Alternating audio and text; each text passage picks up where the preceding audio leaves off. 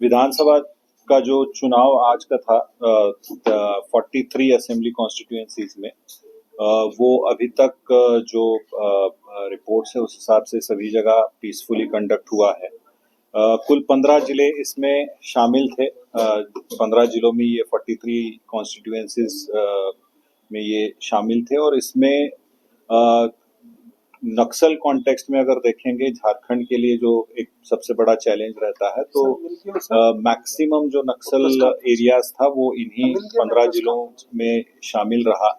इसलिए प्रशासन के लिए और पुलिस के लिए एक बड़ी चुनौती थी, खासकर ये 13 तारीख का आज का चुनाव।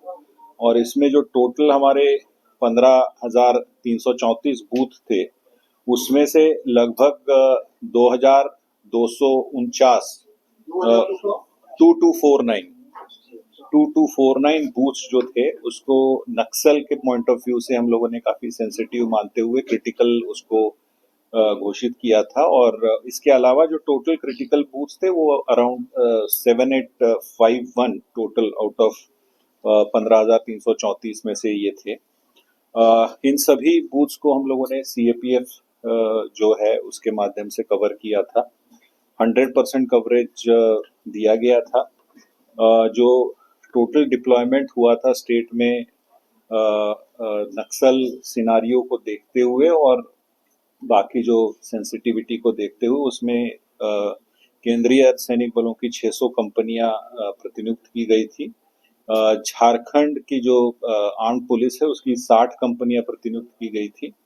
जो स्टेट आर्म्ड फोर्स है वो करीब 15,291 के संख्या में जो है प्रतिनियुक्त किया गया था।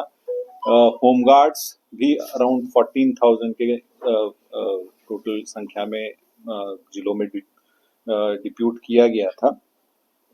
एक बड़ा चैलेंज इसमें हमारे लिए था क्योंकि ये नक्सल फेज भी थी, नक्सल एरिया काफी थे और इसमें शैडो एरिया जिसमें कि कम्युनिकेशन ब्लैकआउट रहता है, कम्युनिकेशन नहीं हो सकता है। वैसे हमारे यहाँ लगभग 286 बूथ थे जिनके लिए हमें विशेष व्यवस्था करनी पड़ी थी और उसके लिए हम लोगों ने कम्युनिकेशन की अलग से व्यवस्था भी रखी थी ताकि उनसे लगातार संपर्क बना रहे और जो भी वहाँ की गतिविधि है उसको हम लोग मॉनिटर कर सके।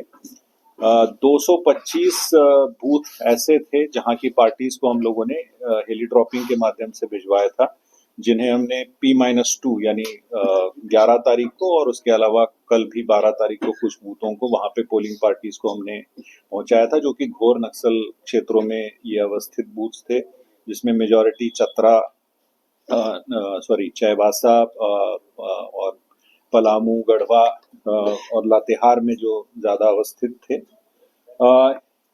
जैसा कि आपने इसमें बताया होगा कि टोटल इस फेज में जो है जो एक्सपेंडिचर सेंसिटिव कॉन्स्टिट्यूएंसी जिसको बोलते हैं वो टोटल हम लोगों ने इसको 10 ऐसी एसीज को मार्क किया था और उस पर विशेष रूप से फ्लाइंग स्क्वाड्स और स्टैटिक सर्वेलांस टीम्स और हमारी क्यूआरटीज भी लगातार काम कर रही थी। जहां तक इंसिडेंट की बात है तो मेनली एक छोटा इंसिडेंट आज कहेंगे कि वो कोई नक्सल इंसिडेंट नहीं है।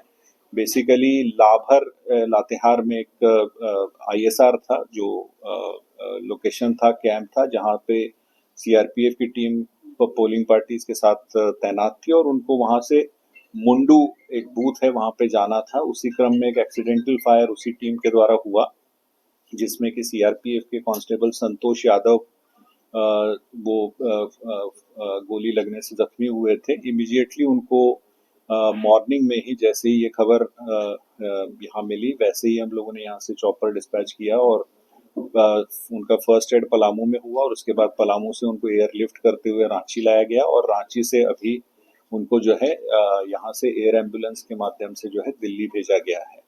उनकी कंडीशन स्टेबल है और उनके हाथ में गोली लगी थी तो उसका ऑपरेशन भी हो चुका है, he is out of danger. तो ये एक्सीडेंटल फायर था बेसिकली।